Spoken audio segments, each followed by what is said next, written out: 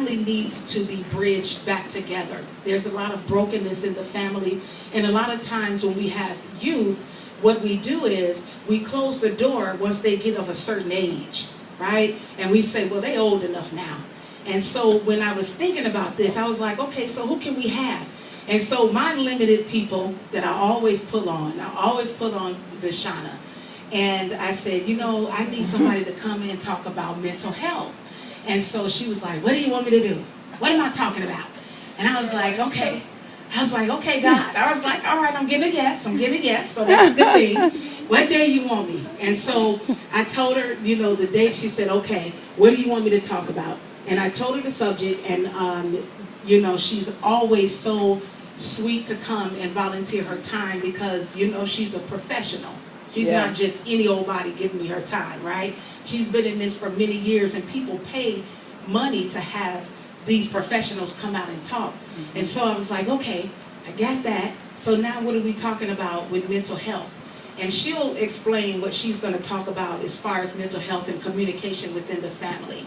And I was paying attention to, even in the school system, how, you know, there are a lot of mental health concerns within the school, our special ed kids, and noticing that, you know, these kids don't seem to be disciplined.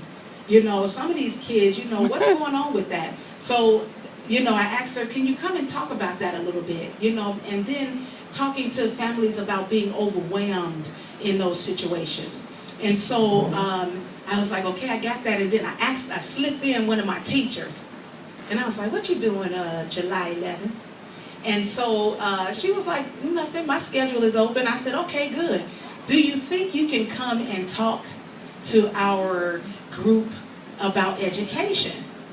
And I didn't understand how that was going to tie in, but I felt like, you know, that's part of communication in the family, right? You want to know what your kid doing in school. You want to talk to the teachers, you know, and your children feel connected to you when you are communicating with them about their whole life. School is a part of their life, right?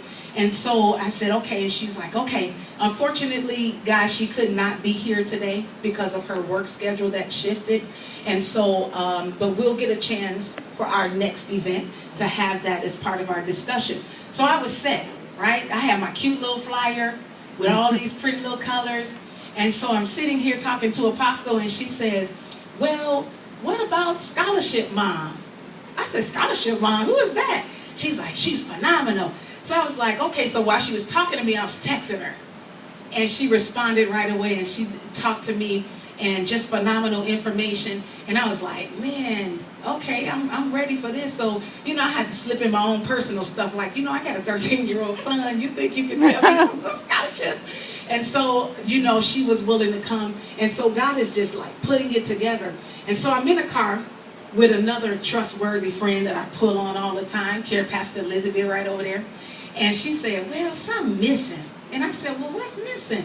And so I got this little flyer from Ceasefire. She said, well, what about people talking about the streets? You know, that's part of communication with the kids. And I was like, well, I got a Ceasefire flyer.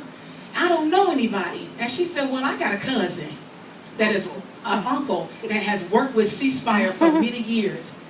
She's like, I'm going to reach out to him.